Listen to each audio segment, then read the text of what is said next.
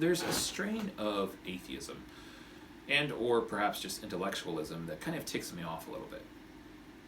So the idea is that essentially you can take a non-position with regards to a subject at hand, right? So you'll see atheists in a debate or something like that, and they'll say something like, "Oh, I don't disbelieve God's existence. I am lacking a belief in God's existence, right? I am unaware of God's existence." Now, this essentially ensures that they can play the role of attacker, but never play the role of defender, right? Because they don't have a position to defend, right? They don't have a position. And it feels like whether you're an atheist or just an intellectual, this is kind of a scummy way of going about debate. In my mind, it's kind of dishonest.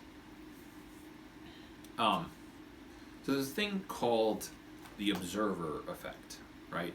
I'm going to cannibalize this for my own purposes. But I think in quantum physics, it essentially means that you can't observe a thing without affecting the thing you observe.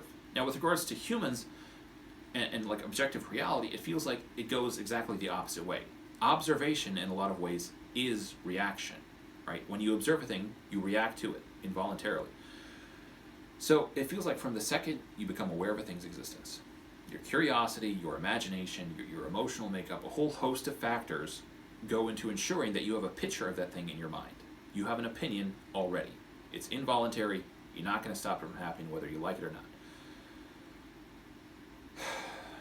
Now, this is probably going to be a pretty tentative picture, or should be a pretty tentative opinion of that thing, to be further augmented later on if you get more information.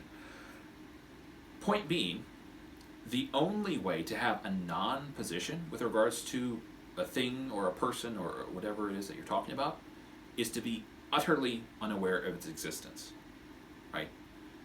So unless atheists are claiming utter ignorance of God or the idea of God or anything like a God, which is a paradox in my mind, given that you're discussing and debating a thing that you're claiming utter ignorance of.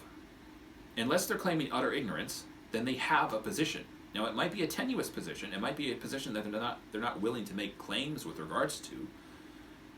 But if you're aware of a thing's existence, then you have a position on it. There's no way not to have a position on it. All right, thanks for watching. Please like, subscribe, and leave a comment if you like.